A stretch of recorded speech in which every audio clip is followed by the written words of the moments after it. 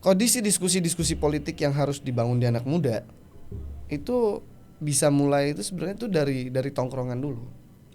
Gua kemarin nyoba waktu nyalek itu, gua coba bicara masalah politik itu di tongkrongan gue. Jadi gue punya tongkrongan namanya Kojak disebutnya, di Condet. Nah ini menurut gue hampir semua partai yang menggambarkan mencoba untuk mengangkat anak muda sebagai kader-kader politik yang tampil di publik itu masih di Indonesia terbatas banget karena kepentingan politiknya itu sendiri, ya kan? Bisa dibilang anak muda belum siap.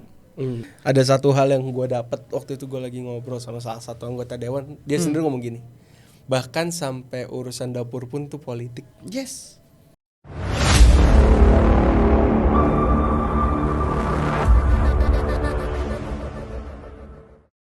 Oke, balik lagi di Suara Menteng, suara kita bersama Semi Hilabi. Wis, boleh tepuk tangannya dong.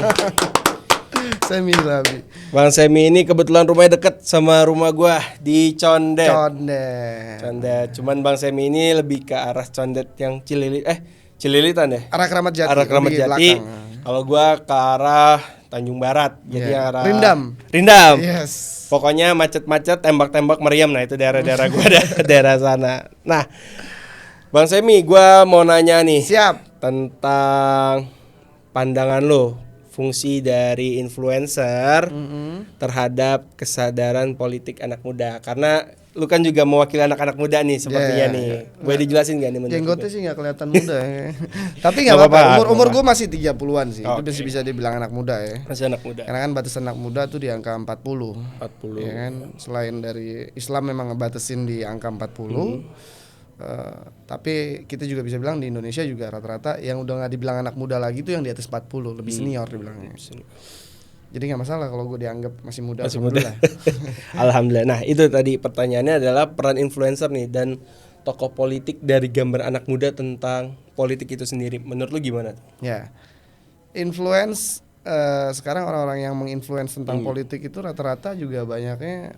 Salah satunya juga podcaster ya. Orang-orang yang bikin podcast. Kalau secara keartisan atau ketenaran secara langsung dia nge-influence politik itu jarang. Biasanya momen-momen tertentu aja. Kayak kemarin pemilu banyak artis-artis yang terlibat di politik. Itu kan dia meng-influence juga. Kalau secara sekarang kita bisa bilang influencer Indonesia itu masih by timing aja kalau kita mau bahas politik. Karena jarang ada influencer yang memang ngomongin politik. Yang fokus politik. Rata-rata kan influencer di Indonesia itu ya YouTuber, TikTokers, terus yang terkenal di Instagram. Dan itu kebanyakan ya memang dia punya kontennya masing-masing, tapi kontennya bukan politik. Dan yang punya konten politik itu rata-rata ya bisa dibilang yang punya pendidikan lebih tinggi biasanya seperti itu. Yang punya podcast, dia punya pendidikan di bidang media misalkan. Rata-rata ke sana arahnya. Jadi kalau gue bilang influencer yang ngomongin politik dan dia mendongkrak untuk politik Indonesia sendiri itu masih sedikit. Lebih ke arah jarang mungkin ya. Lebih ke arah jarang. Kayak Deddy Corbuzier juga bisa dibilang bukan influencer politik, walaupun dia banyak ngomongin politik gitu kan. Karena mungkin Deddy Corbuzier lebih ke arah ke general kali ya. Yes, kayak gitu. Oke, nah Bang Semi, gue mau nanya lagi nih berikutnya. Menurut lu ya, ini menurut lu nih, mungkin ada sedikit pengalaman lah setahun atau 2 tahun yang lalu tentang partai politik. Nah, menurut lu partai politik ini sudah mencakup ruang atau memberikan ruang buat anak muda untuk belajar politik atau belum? Gue pernah terlibat di salah satu partai dan mereka sendiri itu pengalaman gue ya. Memang di partai yang gue pernah terlibat itu gambaran tentang anak muda itu selalu digaung-gaungkan, ya, diangkat, mau ditunjukkan ke publik. Tapi tetap ruang bergeraknya itu masih terbatas. Jadi di partai yang kemarin gue di sana itu bisa dibilang anak mudanya itu ada di dalam struktur, tapi tetap ruang geraknya masih terbatas. Nggak seperti sayap-sayap partai malah. Biasanya kan partai-partai itu punya sayap anak muda, tapi sayapnya bisa bergerak bebas gitu kan. Terserah mau kayak gimana arahnya.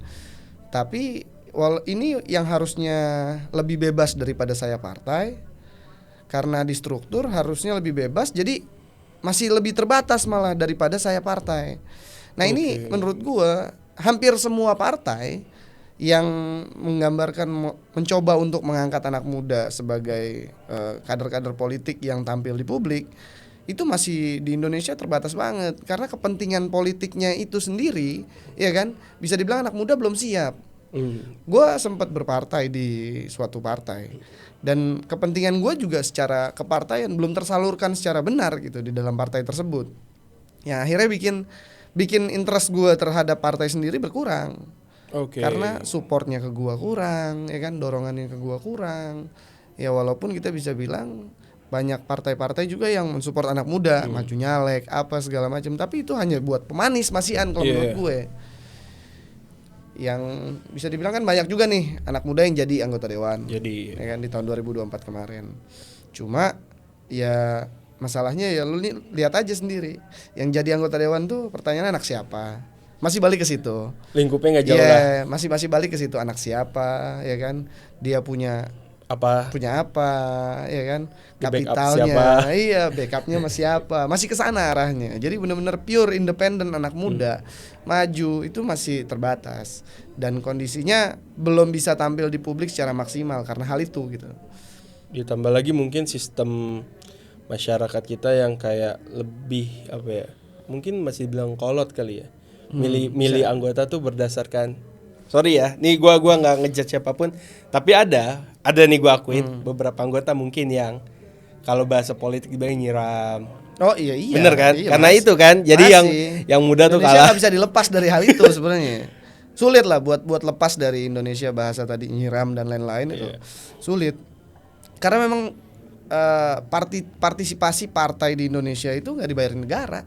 Iya sih. Itu masalah utama. Beda dengan di Swedia ya. Swedia itu partisipasi partai dalam pemilu itu dibiayai negara hampir keseluruhan. Jadi bahasa-bahasa balikin modal kalau udah jadi, bahasa nyiram itu hampir rata-rata nggak ada di sana gitu. Dan juga mungkin karena di Indonesia sendiri nggak ada batasan maksimal untuk si caleg ini, maksimal duit yang harus dikeluarin berapa. Nggak ada, justru makin banyak makin bagus. Makin bagus. Karena kan kayak kalau di Jepang kan ada batas tuh. Misal satu caleg berapa? Oh ada ya? Ada. Gue baru tahu tuh Jepang, Thailand tuh ada. Boleh dicari deh. Jepang, Thailand tuh dia ada. Jadi kayak mulai posternya ukuran berapa tuh ditentuin dari negara. Oh enak. Jadi nggak gede-gedean, nggak banyak-banyakan. Jadi dia ada ruang-ruang yang boleh, ada ruang yang enggak. Mungkin itu kali yang bikin anak muda mungkin ya jadi males untuk berpartai, males nyalek. Karena apa ya? Bahasanya saat anak muda mau nyalek ini kan hampir rata-rata tuh jiwa nasionalismenya muncul. Gue pribadi kemarin, gue juga sempet nyalek kemarin, gagal karena ya nyalek itu tadi satu lah ranah belajar buat gue.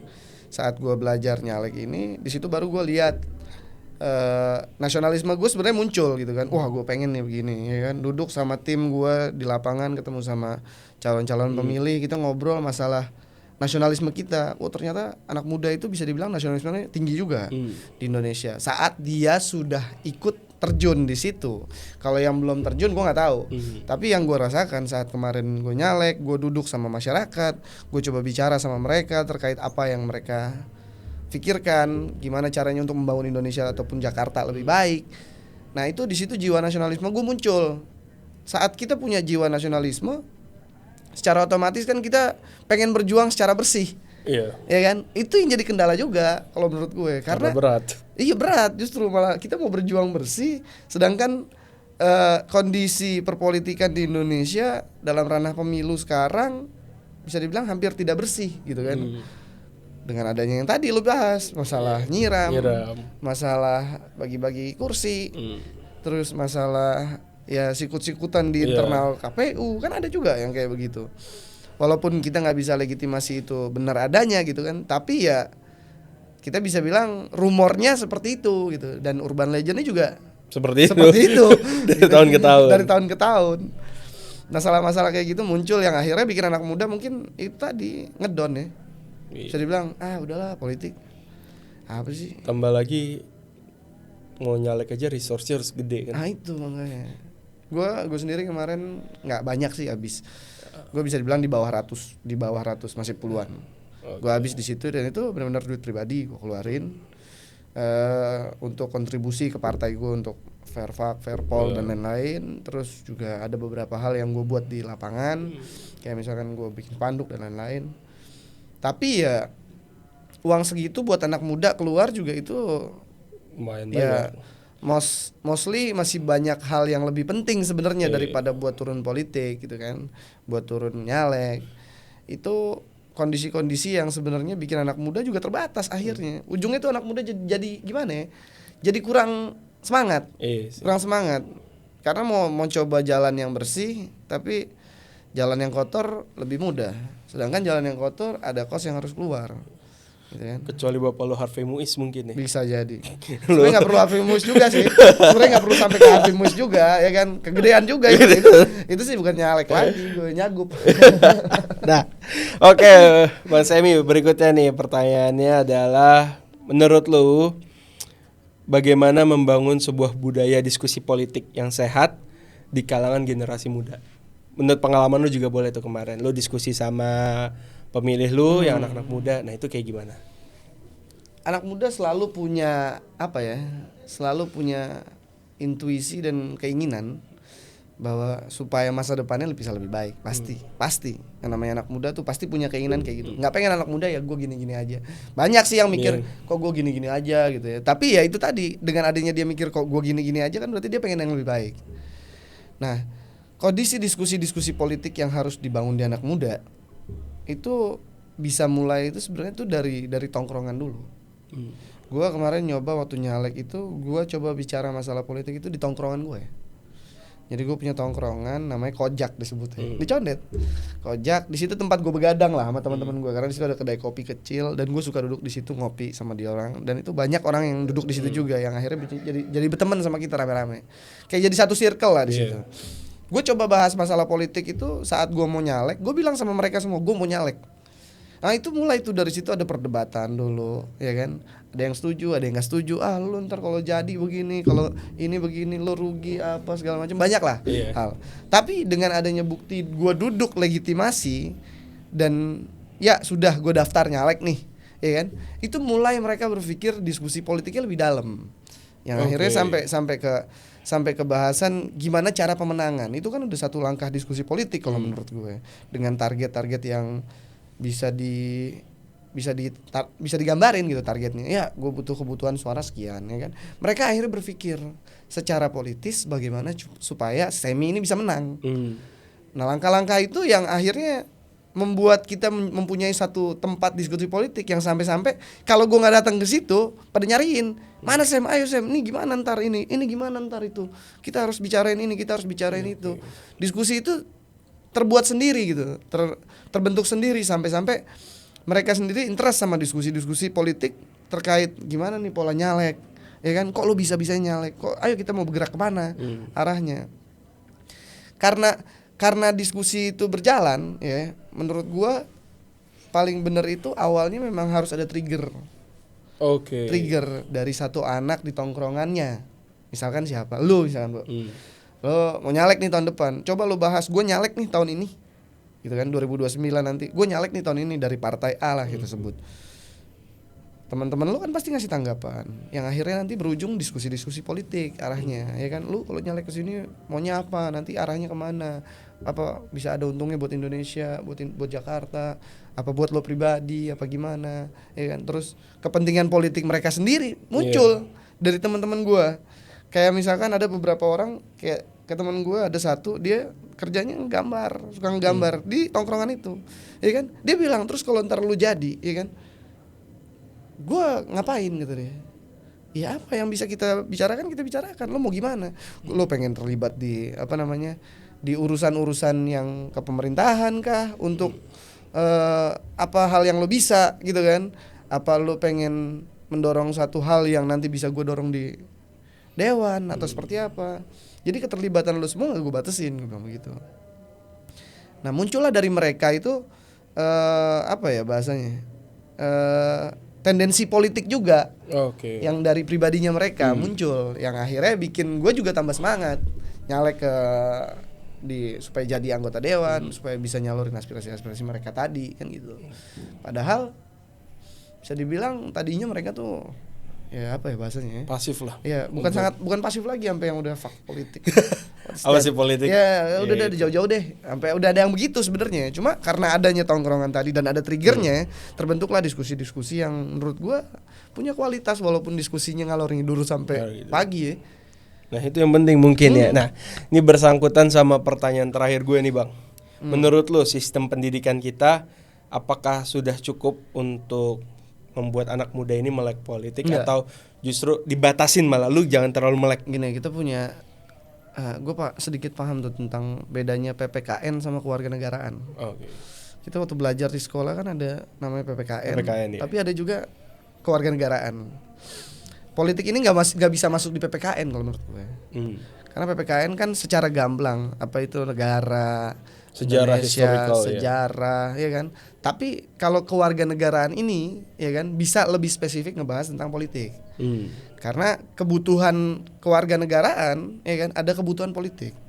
Saat lu mau BBM turun, itu kan kebutuhan kewarganegaraan namanya, ya kan. Harus ada gerakan politik yang dibuat sampai akhirnya BBM turun harganya. Nah, jadi pendidikan kewarganegaraan kita kadang juga nggak ngebahas politik, masalahnya itu. Waktu SMA gue punya guru kewarganegaraan, dia itu sama sekali nggak ngebahas politik malah. Padahal fungsinya kewarganegaraan tadi untuk, menurut gue ya pribadi, untuk menunjukkan bahwa lu nih warga negara, ya kan, lu punya hak apa di negara ini, ya kan, dan lu bisa melakukan apa di negara ini. Nah, di situ ada tuh pola-pola pendidikan politik harusnya. Tapi gue juga waktu SMA nggak ngedapetin itu. Jadi fokus kayaknya, kalaupun gue ngerasain SMA, fokus tuh belajar PKN ya, negara ini terbentuk gimana. Iya, itu. Tapi nggak ngomongin ke depan. Iya, pemerintahannya gimana. Masalahnya di situ. Pada saat itu. Jadi kalau lo bilang pendidikan di politik di Indonesia cukup apa? Menurut gue sama sekali belum cukup. Jauh. Rata-rata orang dapat pendidikan politik itu di luar ataupun ngampus kuliah. Kuliah, kayak gue sekarang lagi kuliah lagi. Gue kuliah sekarang ngambil ilmu pemerintahan. Oke. Iya, gue ngambil ilmu pemerintahan. Fokus nih. Jadi karena memang gue pernah terlibat di politik dan gue pernah punya ambisi di politik, yang akhirnya sekarang gue harus kuliah lagi untuk apa? Meningkatkan kecerdasan politik gue, supaya maksudnya saat nanti one day, someday mungkin ya, someday. bukan one day, someday, lebih ke someday. nggak tahu kapan ya. Karena kan takdir nggak ada yang tahu kan. Mungkin gue jadi pejabat politik kah, tapi gue punya kemampuan untuk apa namanya menjalankan negara gitu loh. Dalam arti ya tadi dengan pemerintahan tadi, ilmu pemerintahan penting kalau menurut gue. Dan itu harusnya diajarin tuh dari dasar, dari SMP lah kalau menurut gue. Harusnya SMP tuh udah mulai paham haknya apa sih. Soalnya kan selesai SMP rata-rata udah bisa nyoblos. Ya kan? Iya, sekarang iya. Kalau anak SD-nya 7 tahun ya bisa lah. Bisa ya kan, 17 tahun. SMA kelas 2 lah. Kelas 2 udah bisa nyoblos dan dia udah harus punya pendidikan politik menurut gue, udah harus paham politik itu apa gitu kan. Kecuali yang kayak gue lulus SMA aja belum 17 nah tuh. Oh, cepet juga ya. Tricky banget. Tapi nggak masalah, bagus Bapak. Lebih cepat lebih baik. Lebih baik bener ya Pak. Nah, Bang Semi gue minta lu kasih dong satu kata-kata, bukan satu kata-kata ya, sebuah kalimat yang bisa memotivasi anak muda untuk melek politik tanpa mereka harus terbatas. Dalam arti kata gini, kadang-kadang ada anak muda yang gue mau berpolitik, tapi gue bingung ke partai apa. Jadi caranya anak muda menyampaikan aspirasi politiknya itu gimana? Anak muda, menurut gue harus dispesifikasi dulu. Ada beberapa kelas anak muda. Ada anak muda yang sudah matang, ada anak muda yang masih belum matang, ada anak muda yang mentah. Beda lagi nih, belum matang, proses. Ya kan, ada yang mentah. Nah, ini klasifikasi ini kalau menurut gue harus jelas dulu. Saat lu mau bilang apa nih Bang Sam, kasih kata-kata gitu. Ya buat siapa dulu? Buat anak muda yang sudah paham melek politik, apa buat anak muda yang mungkin masih proses, yang proses kali atau ya, yang mentah gitu. Kayak kalau yang mentah jauh banget deh. Kalau yang mentah pun bisa sebenarnya kita pikirkan gimana caranya supaya mereka bisa melek politik. Ada juga yang bahasanya kayak tadi, lo butuh apa? Semuanya ada di politik. Kalau lo nggak bisa melek politik, ya lo nggak belajar, ya lo nggak bakal bisa dapat apa yang lo mau. Itu bahasanya. Kalau yang udah belajar, yang masih proses, tujuannya kita tanya, lu tujuan lo apa di politik, ya kan? Kalau lu punya tujuan yang jadi anggota dewan kah, atau lu punya tujuan untuk memperbaiki struktur masyarakat yang sekarang berantakan, ya lu lihat tujuannya, sesuaiin dari gambaran partai yang ada di Indonesia kemana cocoknya buat lu, tergantung dengan apa yang pengen lo kerjain ke depannya kan gitu. Kalau orang-orang yang udah anak-anak muda yang udah paham politik, yang udah terlibat di partai ataupun belum tapi sudah paham, lu terlibat di partai nggak? Dulu sempat, tapi berarti kan sekarang nggak. Nah kalau buat yang sudah tidak terlibat di partai ataupun belum terlibat di partai, tapi dia mau kemana arahnya belum tahu, ya kan? Menurut gua dia bisa mulai dari masuk partai apapun, dalamin di partai itu lu mau duduk di mana, bikin suatu bergening buat partai itu sendiri. Misalkan lo masuk di partai A atau B, C, terserah. Tapi ya lo deketin yang paling tinggi di partai tersebut yang bisa lo jangkau. Karena memang akses itu akan dibuka sama orang terdekat di dalam partai. Itu dulu yang gue harus garis bawahin tuh. Lo masuk di partai manapun, lo nggak bisa ngapa-ngapain saat lo nggak punya akses ke pimpinan-pimpinan partai tersebut atau elitnya. Tapi lo bisa ngapain aja saat lo dekat sama elitnya. Itu dulu. Itu buat orang-orang, buat anak muda yang udah berpartai ataupun belum berpartai. Jadi langkahnya ke sana. Kalau buat yang belum berpartai, yang masih middle tadi, gue bilang lo tentuin dulu deh tujuan lo apa, emang bener lo pengen politik. Kalau nggak politik kan lo bisa bisnis. Karena mentoknya ujungnya semua politik memang. Bisnis lo ujungnya ke politik. Politik juga. Iya, lo buruh kerja, ya kan? Ujungnya politik juga. Ya kan? Lo ngojek politik. Ujungnya politik juga kok. Ya dulu pernah ada tentang kebijakannya kan. Ada satu hal yang gue dapet waktu itu, gue lagi ngobrol sama salah satu anggota dewan, dia sendiri ngomong gini. Bahkan sampai urusan dapur pun tuh politik. Yes.